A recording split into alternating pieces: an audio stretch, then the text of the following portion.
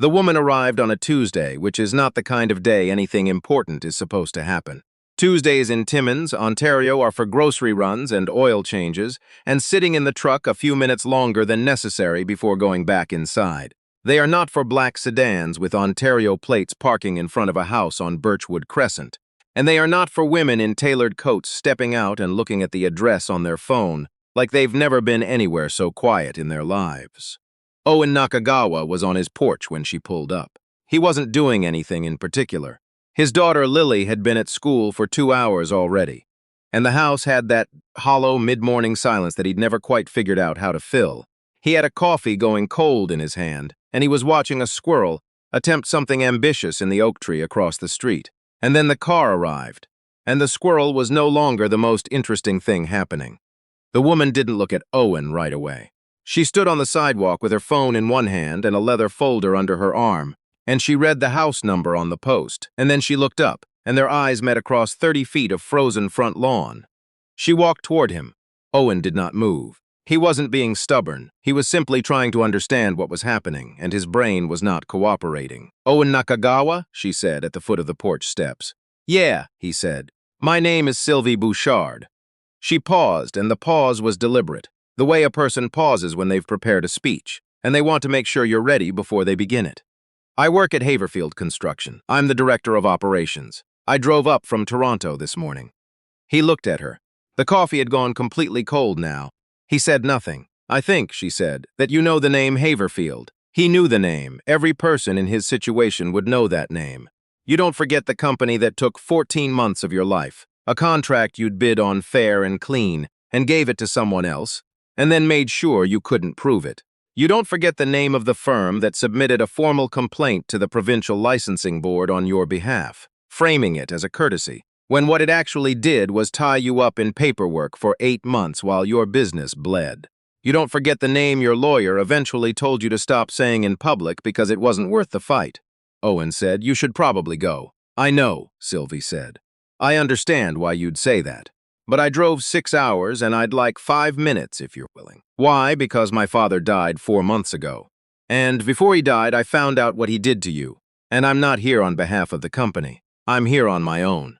There are moments in a life that don't announce themselves as important. They arrive ordinary and quiet, like Tuesdays, and you don't know what they are until later." Owen stood on his porch in Timmins and looked at this woman he had never met, who had driven 6 hours and was standing in the cold without being invited. And he felt something complicated move through him that he didn't have a word for. "5 minutes," he said. "You can come inside." This is the part of the story where you need to understand a few things about Owen Nakagawa. He was 41 years old. He had grown up in Timmins, left for school in Sudbury, come back when his mother got sick, and then stayed. The way people stay when a place has more of them in it than they realized. His father had been a carpenter and his mother had been a nurse, and Owen had become a contractor because it was the thing he was best at, and because he genuinely liked the work. He liked the way a building started as a drawing and ended as a place where people would eat dinner and raise children and grow old. He liked the craft of it. He had been married briefly in his early 30s. It hadn't worked out not because of any single thing, but because of the accumulated weight of small things, the way snowfall accumulates until a roof gives. His ex-wife Renata lived in Calgary now, and they were on decent terms. Their daughter Lily was 7 and lived with Owen full-time because Renata's job involved travel, and because Lily had decided, with the calm authority that 7-year-olds sometimes possess, that she preferred Timmins and her dad and her school. Owen was not a man who complained. This is worth saying plainly. He had watched what happened after the Haverfield contract fell through. The quiet unraveling of a business he'd built over 9 years, the conversations with subcontractors he'd had to let go, the look on his accountant's face that said things without saying them. And he had not complained. He had restructured. He had taken smaller jobs. He had made Lily's lunch every morning and helped her with her reading every night, and shown up for every school concert and parent-teacher meeting. And he had kept going in the way that people keep going when there is a child watching them, and depending on them to demonstrate that going is possible. What had been done to him was not an accident. That was the thing he couldn't let go of. The Haverfield contract had been awarded to a firm run by a man named Douglas Bouchard, who, he had later pieced together, was a longtime friend of the man who ran Haverfield's Northern Ontario division. The complaint to the licensing board had come precisely when Owen had been building a coalition to dispute the contract award. It had not been coincidence. It had been machinery. Someone had sat in a room and decided to use institutional power to silence a legitimate competitor, and that someone had done it efficiently and with minimal fingerprints. He had never known the full shape of it. He'd known it was deliberate, but not who exactly, not which desk it had come from. Sitting across from Sylvie Bouchard at his kitchen table with 2 cups of coffee between them that she hadn't touched and he was using mostly as something to do with his hands, he was starting to understand. "My father was Douglas Bouchard," she said. Owen was quiet. "He died in September, a stroke. It was quick." She said this without particular emotion, the way someone says a thing they've said many times in the past 4 months and have detached from slightly for the sake of function. "After he died, I was going through his things. He had files, physical files, in a cabinet in his home office. He kept everything." She opened the leather folder and took out a sheaf of documents and placed them on the table and pushed them toward Owen. He looked at them without touching them. "This is correspondence between my father and a man named Peter Haverfield, the son of the founder. He's retired now, but in 2019 he was running the northern operations." She paused. "The emails detail the arrangement. My father received the contract. In exchange, he paid a consulting fee to a numbered company. The complaint against your license was filed as part of the strategy to prevent you from contesting the award." Owen looked at the papers. "There's more," she said. "There are notes in my father's handwriting. He kept a kind of log. He was meticulous, my father. He wrote things down." She paused again. "I think he wrote them down because some part of him knew it was wrong and needed a record. Or maybe he just couldn't help it. I don't know." "How long have you had these?" Owen asked. "Since October. And you drove up here now." "I had to figure out what I was doing first," she said. "I had to decide who I was going to be about it." There was something about the way she said that, who I was going to be about it, that stopped Owen. It was not a corporate phrase. It was not something a PR consultant had prepared. It was a thing a person said when they had been sitting alone in a room for a long time, turning something over, and had finally arrived at a sentence that fit. He picked up the top sheet and read it. He read 3 more. He set them down and looked at the window. Outside, the street was quiet. A city maintenance truck was moving slowly at the far end of Birchwood, yellow light rotating. Lily would be in math right now, probably. She was good at math. "What do you want from me?" he said, not hostile, genuinely asking. "Nothing," Sylvie said. "I don't want anything from you." She wrapped her hands around the coffee cup she hadn't drunk. "My father's estate benefited from that contract. That money is in my inheritance. I can't undo what happened, but I can. I wanted to." She stopped. "I wanted to at least put the truth in front of you, so you knew it wasn't your failure. Because I think you might have wondered." He had wondered. For 4 years, he had carried the question in the back of his mind like a stone in a shoe, whether he had done something wrong, bid something wrong, presented himself wrong, whether there was a reason he had been the one who lost.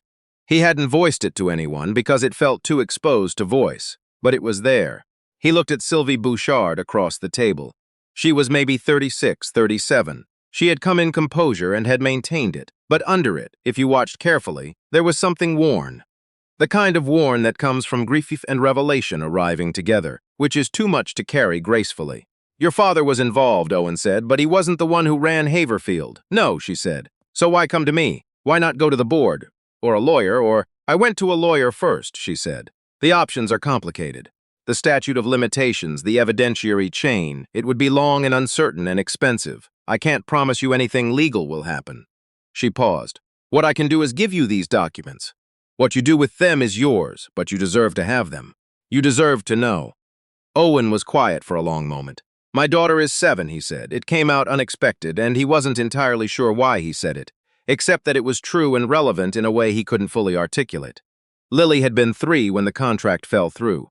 She had grown up watching her father rebuild from a thing she didn't understand. She would probably grow up thinking that was just how business worked, that you lost sometimes for no reason and you picked up and went on. "I know," Sylvie said. "I looked you up. I wanted to understand who I was coming to." She looked at steadily. "She looks like you." He didn't ask how she'd found that. He assumed she'd found whatever was public and findable. "Your father," he said. "Did he ever talk about this? About any of it?" She was quiet for a moment. "He never admitted it to me directly. But in the last year, he had some health problems before the stroke, some memory things. He would sometimes say things that didn't make sense until I found the files. He said once, in the middle of a conversation about something else, I should have left the Timmins fellow alone, just that. And then he moved on, and I didn't know what he meant. The Timmins fellow.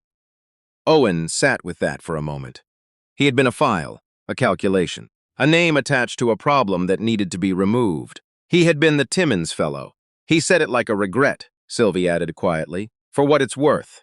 Owen didn't say anything. He looked at the documents on the table. Here is something that is true about repair. It rarely looks like what you imagined.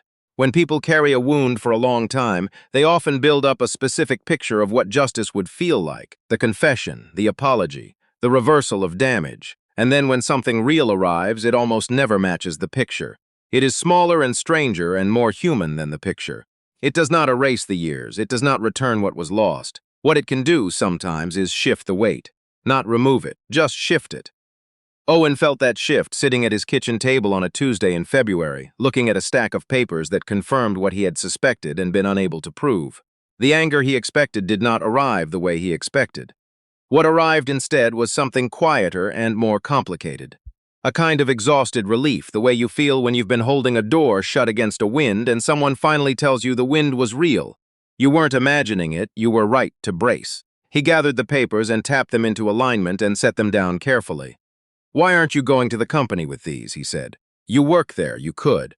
My father is dead, she said. Peter Haverfield is retired. The company has changed hands twice since then. The people who run it now had nothing to do with this. She paused. And I'm not interested in protecting the company. I'm interested in what's right. Another pause. I know that might sound like something a PR person would say. I'm aware of that. I can't make you believe me. I believe you, Owen said. He said it without deciding to say it. It was just true. Sylvie looked at him. Something in her face shifted slightly, like a thing set down after being carried. Thank you, she said. Don't thank me yet, he said. I haven't figured out what I'm going to do with any of this. That's yours to figure out, she said. I just needed you to have it. She left around noon. Owen walked her to the door and watched the black sedan back out of the driveway and move slowly down Birchwood Crescent and turn at the corner and disappear. He stood at the door for a while. The maintenance truck was gone. The street was quiet again in the specific way of streets in small cities in winter. A lived-in quiet, not an empty one. He called his friend Darren, who had been his main subcontractor before everything fell apart and now ran his own small drywall outfit. Darren picked up on the second ring. You free for lunch? Owen said. I can be, Darren said. I need to talk something through. Sounds serious. I don't know yet, Owen said. Maybe come to the house. He called the lawyer next, the one he'd stopped calling 4 years ago. She remembered him immediately, which he hadn't expected, and when he explained in brief what had been put in front of him that morning, there was a pause on the line. Can you scan those and send them to me today? She said. Yeah, he said. Owen, she said, and then she stopped, and then she said, I'm glad someone finally brought them to you. Lily came home at 3:30, dropped her backpack by the door with the specific thud of a child who has decided backpacks are the enemy, and found her father at the kitchen table with papers and a legal pad covered in his handwriting. What's all that? She said. Work stuff, he said. You look weird, she said. I look fine. You look like the time the furnace broke and you were trying not to be upset about it. He looked at his daughter. She had his mother's eyes and her own particular brand of uncanny perceptiveness that he'd stopped being surprised by. I found out something today, he said, about something that happened when you were little, a work problem. What happened? He thought about how to say it to a 7-year-old. Someone did something unfair to me a few years ago, and today someone came and explained it. Was she nice? Lily said. The someone? Yes, Owen said. She was. Lily considered this with the gravity she applied to most things. Is it better now that you know? He thought about it. Yeah, I think it is good, she said, and picked up her backpack and headed for the stairs, apparently satisfied. Owen looked at the papers on the table. He looked at his daughter's backpack by the door, one strap trailing on the floor. He looked at the late afternoon light coming through the window over the sink, the long northern February light that lasted longer than it used to, or at least seemed to. In the spring, Owen reopened a file he'd set aside 3 years ago, a proposal for a community center renovation in Kapaskasing. He'd pulled out of the bidding the first time because he'd been short on capacity. Now he had the capacity and a new reason to want a project that felt meaningful. He submitted the bid in April. He was awarded the contract in May. When he got the call, he was standing in the parking lot outside the Idea on Main Street, and he sat in his truck for a few minutes before going back inside. Not because he was upset, just because he needed a moment to feel the full weight of it. He sent Sylvie Bouchard a text. He had her number from the card she'd left on his kitchen table. The text said, "Got a contract today, first big one in a while. I thought you should know it's possible again." She replied within a few minutes. "That's good news, genuinely." He typed, "Thank you for the drive," she replied. It was the right one to make. That was the whole conversation. It was enough. Darren came on as subcontractor for the Kapuskasing project.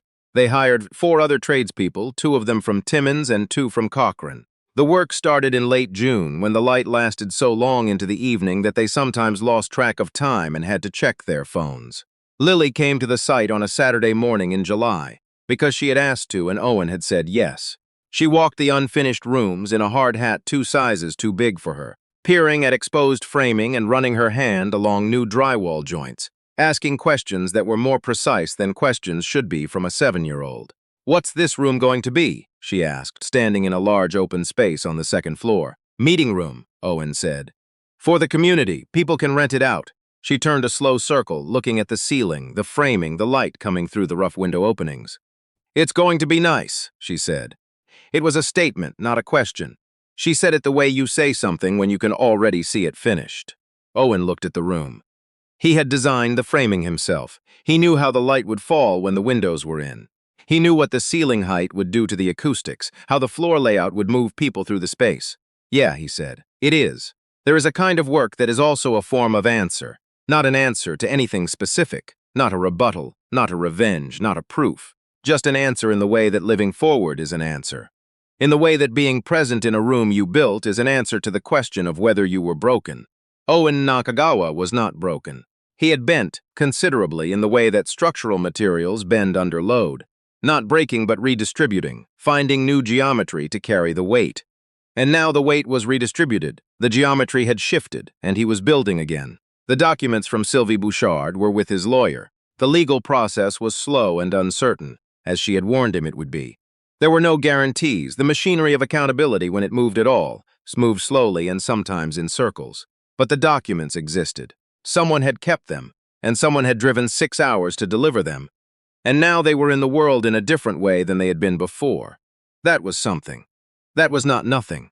On the last day of work before the winter break, Owen and Darren and the crew did what crews do at the end of a job in northern Ontario. They stood around in the finished building with takeout coffee and looked at what they'd made. The meeting room was done.